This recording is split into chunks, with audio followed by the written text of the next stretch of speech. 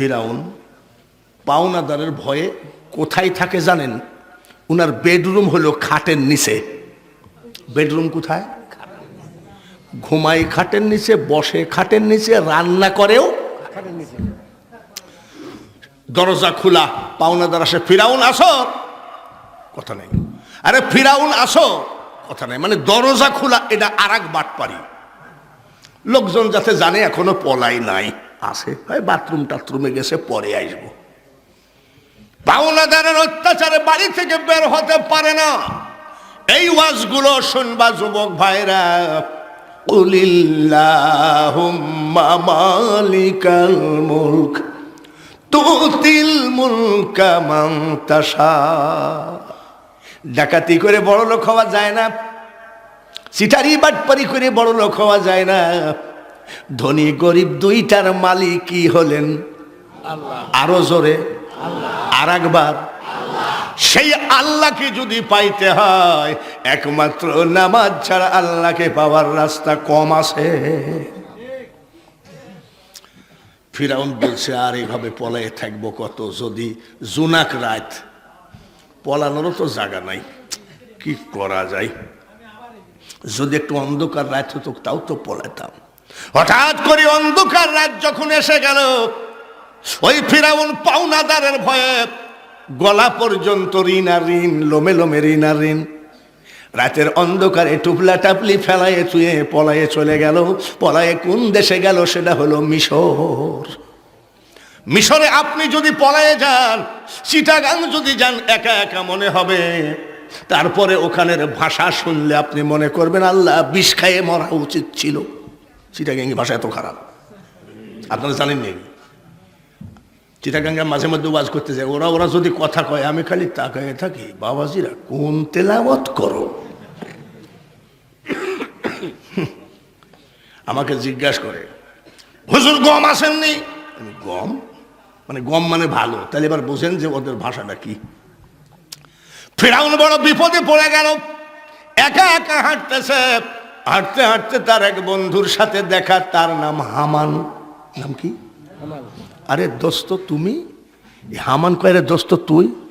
বলে সে কথা শুনিস না রে হামান, গলা পর্যন্ত ঋণের অত্যাচারে আর কতদিন খাটের তলে রান্না করব, খাটের তলে ঘুমাবো, খাটের তলে পলায়ে থাকি। অন্ধকার রাত্রিতে পলায়ে আসলাম রে হামান, দেখি কোনো কাজ কাম পাই কিনা। তোর অবস্থা কি? হামান বলতেছে, দোস্ত একই অবস্থা, তোরও যে অবস্থা আমারও সেই অবস্থা। আমি আরো 6 দিন আগে পালাইছি। তাই নাকি? বলে হ, দে হাত দে। হাতে হাত দিয়ে বলছে, মলে একসাথে মরব, চল বাঁচলে একসাথে বাঁচবো। দুইজন রওনা করলো। ফিরাউন 9 দিন না খাওয়া। কয়দিন? রোজের মালিককে। তাহলে তার উপরে এত বেজার, 9 দিন পর্যন্ত তার কপালে খাবার জোটে না। দুইজন যাচ্ছে, যাইতে যাইতে যাইতে যাইতে এক মুরব্বী তরমুজের খেতে পাকা তরমুজ তুলে আর রাখে।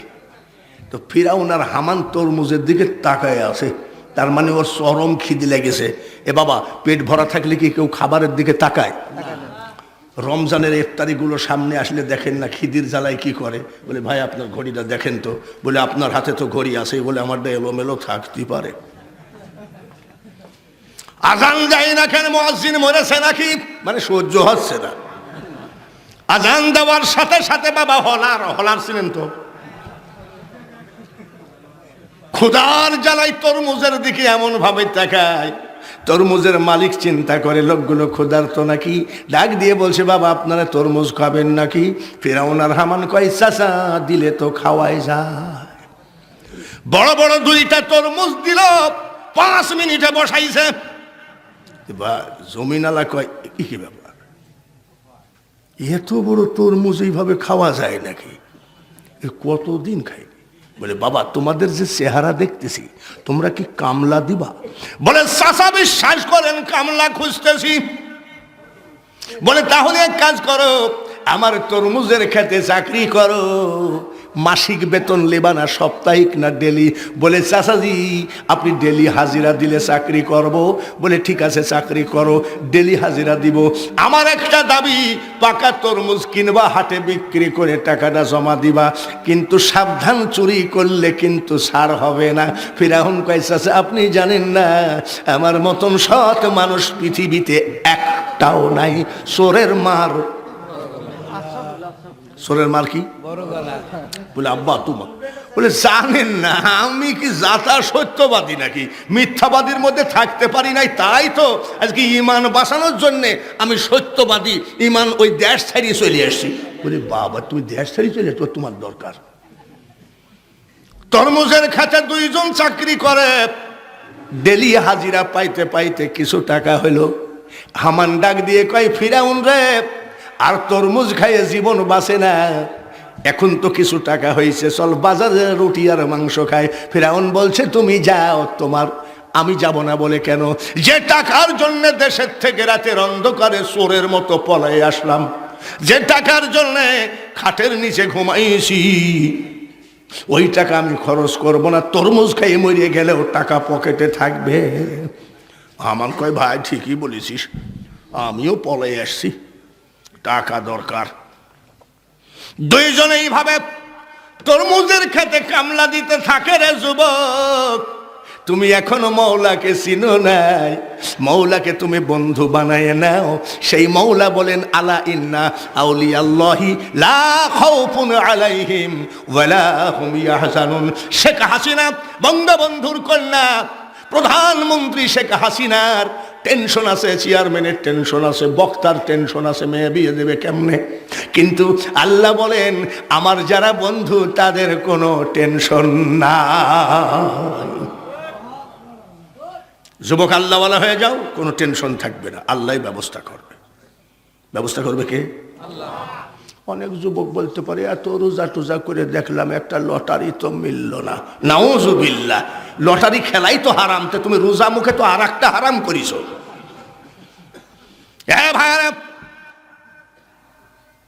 এমন সময় চাকরি করতে করতে কামলা দিতে দিতে মিশরের বাদশাহ একটা সরকারি চাকরির বিজ্ঞপ্তি দিল। আমাদের মিশরের একটা গোরস্থানের দারোয়ান লাগবে, বেতন ভাতা সব কিছু সরকারি। ফিরাউন দরখাস্ত করল, ফিরাউন ইন্টারভিউ দিল, পরীক্ষায় বাদশা বলতেছে এর চেহারাও ভালো, স্বাস্থ্য ভালো, জোয়ানও আছে, একে দিয়ে দিলাম। কি চাকরি? দারোয়ান গোরস্থানের, কিন্তু সরকারি না বেসরকারি? বর্তমান সরকারি যদি গোরস্থানের মাটি কাটা মানুষের হয়, তারও তার দাম আছে। সরকারি চাকরি পেয়ে গেল। ফিরাউন কয় হামান রে, ভালো করে মনে রাখিস, এই দেখ সরকারি চাকরি। লিখতে তাতে কি হয়েছে? কাঁচা খুলতে দেরি লাগে রে হামান, মানুষের কপালের পরিবর্তন হতে দেরি লাগে না। সরকারি বেতন, খাওয়া কি বলে, বেতন ফ্রি, ভাতা ফ্রি, বোনাস ফ্রি। এইবার গোরস্থানে দারোয়ানগিরি করে, লাশ আসে আর ফিরাউন কয় নতুন আইন করা হয়েছে সরকার, 1 টাকা না দিলে গোরস্থানের দরজা খোলা যাবে না। কি সত্যবাদী বুঝেছেন? লাশ প্রতি কত? লোকজন চিন্তা করে সরকারি আইন যখন, কে সরকারের কাছে আবার 1 টাকার জন্য দরখাস্ত করে? এই নেও। এইবার আমাদের দেশে কি ভাইরাস? ওই দেশে একটা ভাইরাস দিল কলেরা, বসন্ততে ঘরে ঘরে লোক মারা যায়। এক সময় আমাদের দেশেও ছিল, এখন নাই। বাংলাদেশ সরকার অত্যাধুনিক মেডিসিন, অত্যাধুনিক ডাক্তারের দেশে আছে। ওই কলেরা বসন্তেতে এখন আর মানুষ মরে না। ডেলি 20টা 50টা 100টা লাশ আসে। ফিরাউন কয় এ দেখো ভাইরাসের বেলায় কলেরা বসন্ত হয়ে যারা মারা গেছে, সরকার বলেছে 2 টাকা কম দরজা খোলা নিষেধ। আগে ছিল কত? 1। আর এখন? তাহলে সিটার কি বলছে দেখি, যে লাশের উপরেও চান্দা তোলে। এইভাবে চান্দা তুলতে তুলতে 2 বস্তা টাকা হয়ে গেল। 2 বস্তা টাকা। ফিরাউন বলতেছে হামান রে, তুইও টাকার জন্য পলায় আসলি, আমিও টাকার জন্য চোরের মতো পলাই আসলাম, তুই এক বস্তা নিয়ে ঘুমা, আমি এক বস্তা নিয়ে ঘুমাই। সকালবেলায় উঠে ফিরাউন কয় তাড়াতাড়ি চল, বাদশার সাথে দেখা করব। বলে কোন বাদশা? বলে মিশরের বাদশা। তা হামান কয় ওরে লাফি, তুই হলো গোরস্থানের দারোয়ান, আর সরকার বাদশা কি তোর সাথে দেখা করবে? বলে আমি যে সরকারি কর্মচারী, দেখা করবে না কেন? চল যাই, তোর সিলাই যদি আমিও একটু সরকারকে দেখি। যাই দাঁড়াইছে, বাদশা বলতেছে তুমি কি সেই গোরস্থানের দারোয়ান না? বলে হ্যাঁ। কেন আসছো? বলে জাহাপানা টাকার গাদি। তাতে কি তার কাটা আছে নাকি? কত টাকা আছে? বলে জাহাপানা 2 বস্তা। বলে বাবা 2 বস্তা টাকা কোথায় পাইছো তুমি? কোথায় পাইছো? বলে জাহাপানা সরকারি বেতনের 1 টাকাও খরচ করি নাই, প্রথমে লাশ প্রতি 1 টাকা নিয়েছি, আর এই যে ভাইরাসে লোক মারা গেল লাশ প্রতি 2 টাকা করে চান্দা ধরেছি, 2 বস্তা টাকা হয়ে গেছে। বাদশা মনে মনে কয় গোরস্থানের লাশের উপরেও যদি চিটারি করে, এর মতন চিটার পৃথিবীতে আর হবে না। তোমার কাছে টাকা আছে, তো আমার কাছে গল্প দিতে আসছো কেন? ফিরআউন বলে জাহাপানা এটা তো গল্প দিতে আসি নাই, তো বলছে কিসের? বলে আমি বলতে এসেছি এই মিশরের মাটিতে 10 বছর খাজনা দিতে পারে নাই, 15 বছর জমিনের ট্যাক্স দিতে পারে নাই, এই সব গরিব কাঙ্গালের খাজনা ট্যাক্সগুলো আমি সব দিয়ে দিতে চাই আমার টাকা দিয়ে। বাদশা কয় চোর হলে তো ইমান পাকা দেখতেছি, ট্যাক্স দিয়ে দিবা, দেও গা, যাও। চারিদিকে ঢোল পিটাইয়া দেওয়া হলো। গোরস্থানের দারোয়ান ফিরআউন আমাদের গরিবদের খাজনা ট্যাক্স সব দিয়ে দিবে, এই ধরনের সুযোগ পাইলে গরিব যাবে কি যাবে না? জোরে করে বলা লাগবে, বিশেষ করে এই কথাটা জোরে বলা লাগবে। নামাজ পড়ো না কেন? বলে হুজুর হাঁটু ফাটা। নামাজ পড়িস না কেন? বলে হাঁটুর গিরি ফাটা। যদি এমপি আলহাজ মকবুল হোসেন যদি বলে ফজরের 2 ঘন্টা আগে ওই যমুনা ব্রিজের কিনারে গিয়ে দাঁড়াবি, 2 বস্তা কি বলে 2 বস্তা 50 কেজি ওজনের চাউল পাবি, দেখবেন সবার আগে ওই হাঁটু ফাটা আগে গিয়ে দাঁড়াবে। ঠিক না? সব গেছে। ফিরআউনের বস্তা কয়টা? 2 বস্তা টাকা দিয়ে সব খাজনা দিয়ে দিল, বস্তা খালি। হামান রাগ করে বলছে তুই থাক, আমি তোর সাথে থাকবো না। বলি কেন? বলে তোর মতন পাগল আমি দেখি নাই। বলি কেন? বলি এত কষ্টের টাকা তুই করলি কি? বলে চুপ কর। বলে না আমি থাকবো না।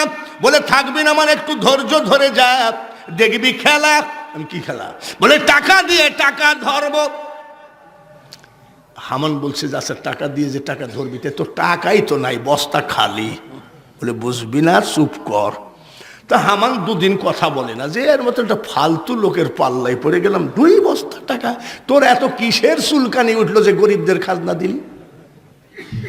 2 বন্ধু রাগারাগি করে, সময়তে হাসাহাসি করে। হঠাৎ করে বার্ধক্যজনিত কারণে মিশরের প্রধানমন্ত্রী মারা গেল।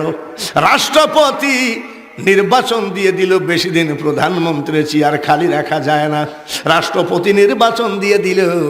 এই বেয়াদব ফিরআউন প্রধানমন্ত্রীর পদে দাঁড়িয়ে গেল। হামান কয় তুই কি করছিস? বলে প্রধানমন্ত্রী পদে নির্বাচন করব।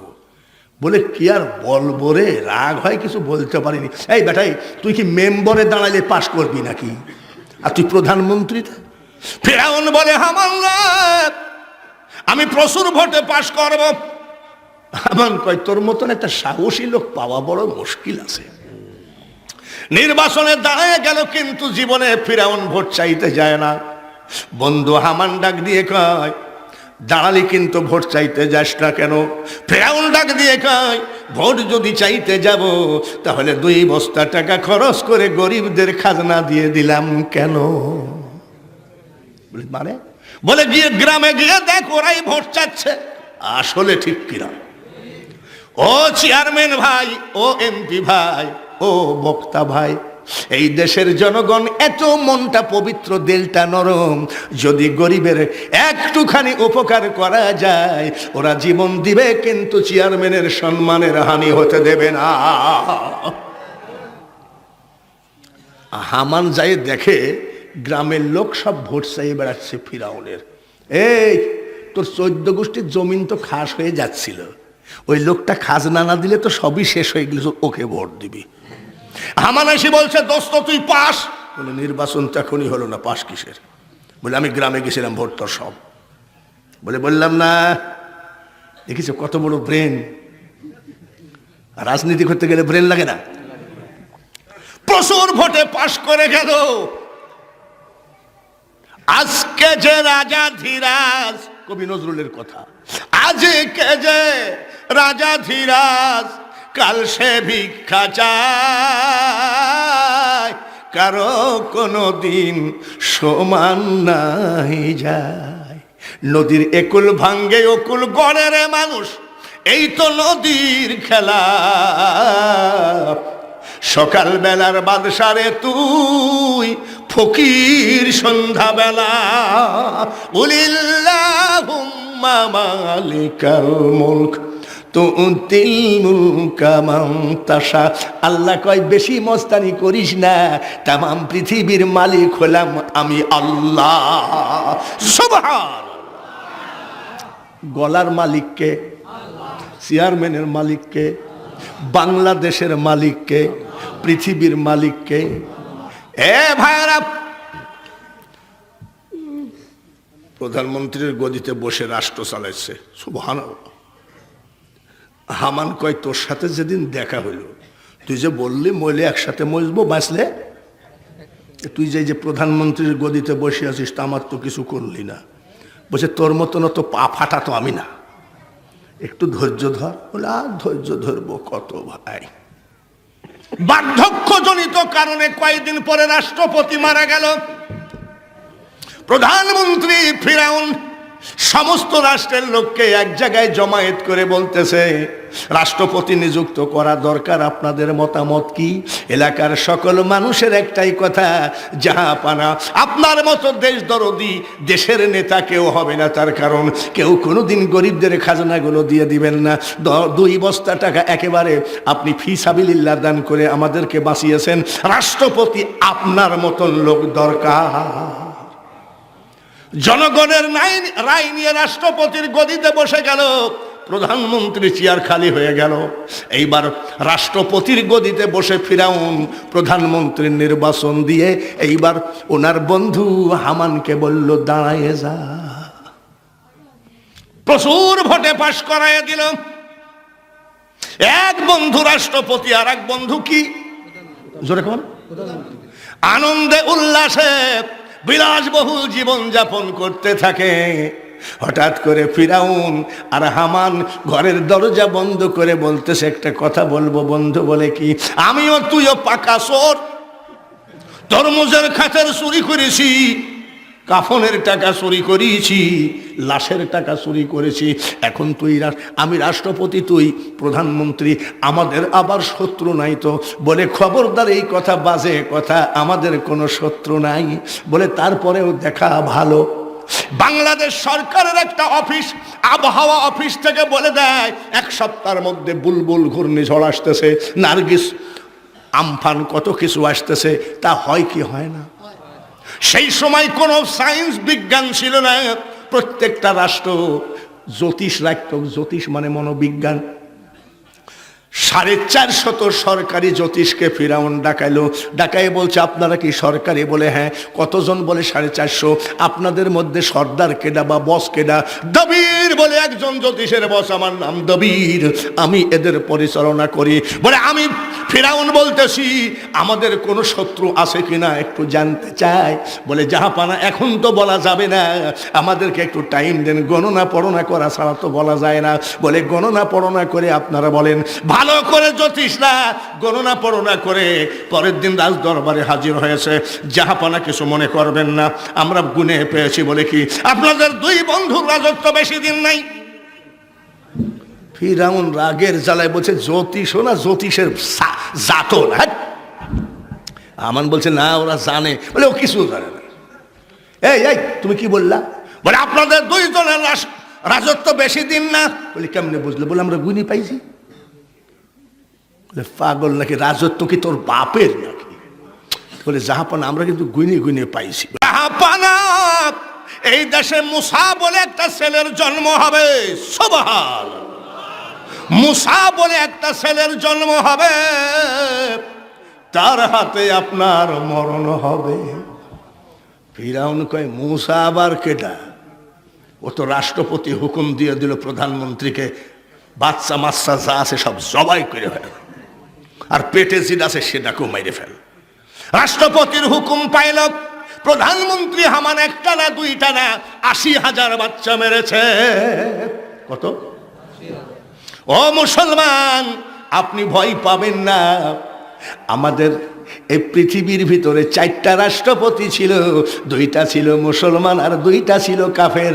কাফের 2টা ফিরাউন আর নমরুদ, আর মুসলমান যে বিশ্ব রাষ্ট্রপতি ছিল, বিশ্ব পরিচালনা করেছে, একটা হলো সুলাইমান আলাইহিস সালাম আর একটা হলো যুলকারনাইন। তার ছিল আংটি, সুলাইমান আলাইহিস সালামের ছিল আংটি। এই আংটি আল্লাহর দেওয়া, হাতে দিলে জিন পরি দৈত্য দানব সবাই তাকে সালাম করত। আর যুলকারনাইনকে আল্লাহ একটা ঘোড়া দান করেছিলেন, একবার পা ফেললে 12,000 মাইল রাস্তা চলেছে। ফিরাউন ডাক দিয়ে কয় হামান, যে মুসার কারণে আমাদের রাষ্ট্র হারাবো, ক্ষমতা হারাবো, তোকে যে বলছিলাম মুসাকে যেখান পাশ মেরে ফেল। আরে দোস্ত, সে কথা তো তোকে বলাই হয় নাই, আমি লিস্ট করি মাইছি 80,000। কত? 80,000। ফিরাউন কয় তাহলে মুসার গোষ্ঠী শেষ। এক মুসাকে মারতে যাই কত মারছে? গোষ্ঠী শেষ। আগামীকাল আবার জ্যোতিষদেরকে ডাক। আবার জ্যোতিষদেরকে ডাকা হলো।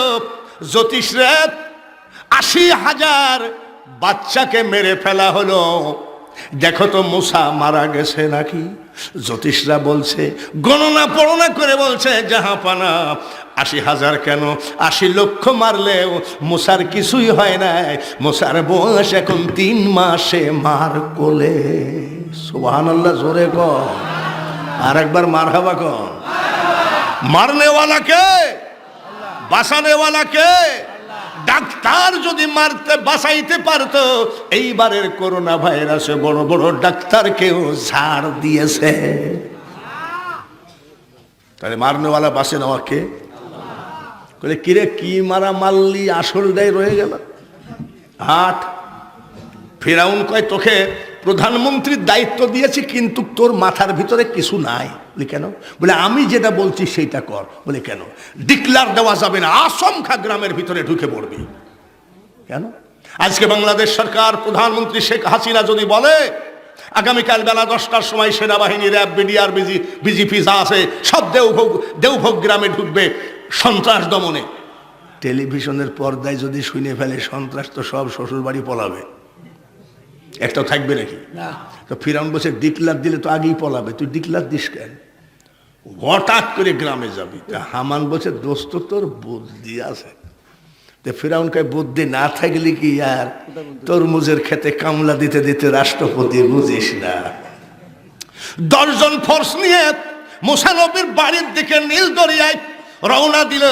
মুসা নবীর একটা মাত্র বোন, 11 বছর, নাম হলো মারিয়াম।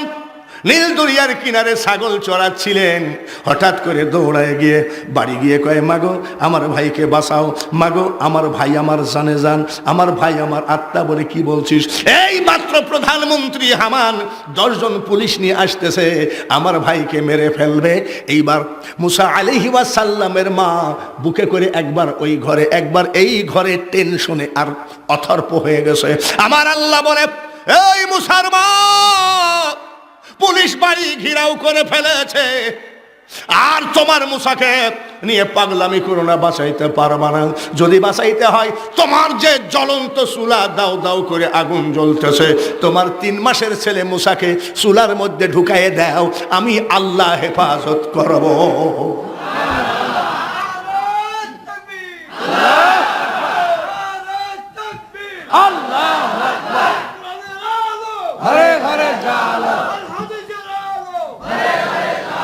ভাইয়ার আমার, বাবার আমার,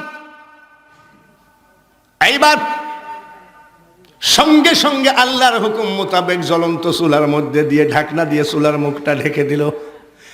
হামান ঢুকে পড়লো এই বাড়িতে। বাচ্চা আছে নাকি? বলে হ্যাঁ আছে। কই? বলে এই যে 11 বছর বয়সের মরিয়ম। বলে আমরা তো মেয়ে খুঁজতেছি না, ছেলে বাচ্চা আছে নাকি? বলে না। সরকারের কাছে রিপোর্ট চলে গেল এই বাড়িতে কোনো বাচ্চা নাই। পুলিশ চলে গেল, প্রধানমন্ত্রী চলে গেল। এইবার যার যার মা আর বাবা চিন্তা করেন গো। মা ধাম করে মাথা ঘুরে পড়ে বলছে, বিটি রে তাড়াতাড়ি যা, একটা চামচ দিয়ে তোর ভাইয়ের পুরা কয়লাটা নিয়ে আয়, একটু আমি মা বুকের সাথে ধরে আগুন নিভা। বিদেশে বিপাকে যার বেটা মারা যায়, পাড়া পড়শি না জানিতে আগে জানে তার বাপ আর মা। জামা বলে আমি পারবো না, একটু কয়লা নিয়ে আয়, আমি পারবো না। মা একটা চামচ নিয়ে গেলেন। চামচ নিয়ে গিয়ে কেবল ঢাকনিটা উঠাইছে, পুরা ছেলের কয়লাগুলো এক জায়গায় কবর দিয়ে রাখবে। ছেলের বয়স কত? জোরে কম। যেই ঢাকনিটা উঠাইছে, 3 মাসের বাচ্চা জ্বলন্ত আগুনের মধ্যে বসে মিস মিস করে মিট মিট করে হাসে আর কয়ে, মাগো চোখের পানি মুছে ফেলো গো মা, আমি তোমার ছেলে মুসার একটা লোম পর্যন্ত আগুনে জ্বলে না। ভাইয়ার আমার, মা উঠায় নিয়ে আসলো। এইবার মা মেয়েটাকে বলছে, মা তোর ভাই আমার ছেলে মুসা কিন্তু খুব মহাপবিত্র মানুষ, ফির আগুনে যখন পড়ে না একে কেউ মারতে পারবে না, এখন কৌশল কায়দা করে চলতে হবে। বলে কি কায়দা? মুসা আমাদের ছেলে, আমাদের মাঝখানে ঘুমাবে, এক পাশে তুই আর এক পাশে আমি। আমি যখন ঘুমাবো তখন তুই জেগে জেগে পাহারা দিবি, আর তুই যখন ঘুমাবি আমি তখন জেগে জেগে পাহারা দিব। এইভাবে লালন পালন করতে হবে। মুসা নবী 3 মাসের বাচ্চাকে মাঝখানে ঘুমায়ে রেখেছে। মা ঘুমাই, মেয়ে পাহারা দেয়। মুসা নবীর মা ঘুমাইয়ে গেছে। আল্লাহ তাআলা বলেন, মুসার মা এইভাবে লালন পালন করা সম্ভব নয়, চারিদিকে শত্রুর ঘনঘটা। এক কাজ করো, বলে কি, কাঠ মিস্ত্রি ডাকো, একটা সিন্দুক বানাও, ওই সিন্দুকের মধ্যে ঢুকায়ে নীল দরিয়ায় ফেলায় দাও। আমি আল্লাহ তাআলা আগুনে যখন পুড়ায় নাই, নীল দরিয়ায় তোমার ছেলে ডুবে মরবে না। স্বপ্ন দেখে একেবারে ভোরবেলায় বিছানায় চিন্তা করতেছে, এখন কাঠ মিস্ত্রি কোথায় পায়? আমি একটা মেয়ে মানুষ, এদেশে কাঠ মিস্ত্রি কিডা আছে ভাবতেছে। বিছানায় বসে বসে ভাবছে, কে স্বপ্ন দেখলাম, কি ব্যাপার। এমন সময় বাড়ির দরজায় এক ফেরিওয়ালা এসে কয়, মা কিছু বানাবেন নাকি? মা কিছু বানাবেন? এত ভোরবেলায় আমাদের দেশে ফেরিওয়ালা, এখানে তো কোনো ফেরিওয়ালা আসে না। কিডা? দরজা খুলে দেখে লম্বা ছড়া এক বাবাজি দাঁড়ায় আছে, ব্যাগ ঘাড়ে। বলি কি ব্যাপার? বলে, মা আমি কাঠ মিস্ত্রি, কিছু বানাবেন নাকি? কাঠ মিস্ত্রি? আপনি কি কি বানাইতে পারেন? মা কেউ যদি কোনো বাচ্চা নিয়ে বিপদে পড়ে, কোনো সন্ত্রাসীর ভয়ে যদি বাচ্চাকে নীল দরিয়ায় ভাসায় দেয়, ওই ধরনের সিন্ধুকও আমি বানাইতে পারি। মুসা নবীর মা কয়, স্বপ্নে যা দেখলাম এই বাবাজিও তাই বলছে। কই আব্বা শোনো। বলে কি? শোনো। বলে কি? আমার ওই কেস, আমি ছেলে নিয়ে খুব বিপদে, ফিরাউন 80,000 বাচ্চা মেরে ফেলেছে, বুঝো না, আমারটা খুঁজতেছে, তুমি একটা সিন্ধুক বানিয়ে দাও। আব্বা তুই কাঠ আর লোহা কত দাম? মানে কিছুই লাগবে না, সব আমার ব্যাগে আছে। সুবহানাল্লাহ বলে। তার মানে বলে লোহা কাঠ কিছু কিনা লাগবে না, সব আমার ব্যাগে আছে। আমার শুধু একটু পানি লাগবে। পানি কি করবে কোন তো? ওটা কি করে? বাটাল ধার দেবে। জোরে বলেন ঠিক কিনা? আপনাদের দেশে বাটাল বলে তো? বাটাল ধার দেবে। মুসা আলাইহিস সালামের মা পানি আনতে গেছে, কাঠ মিস্ত্রি সিন্ধুক বানায় নিয়ে বসে আছে। ওয়া মাকারুল্লাহ খায়রুল মাকিরিনে, তুই ও মাওলা তুই রে তুই, সব তার খেলা। এত ওয়াজ থাকতে বাংলার মাটিতে ওয়াজ বক্তারা শুধু এক বক্তার পাশায় সিমটে মারা ছাড়া কিছু জানে না। মুনাজাত নাই, যা মিলাদ নাই, যাক সবে বরাত নাই, যা কাম হয়েছে, সবে কদর নাই, কবর জিয়ারত নাই। তাহলে ভাই সবই নাই, আপনি মৌলবিও নাই। বর্তমানে এই নিয়ে মোল্লাই মারামারি জোরে বলুন ঠিক কিনা?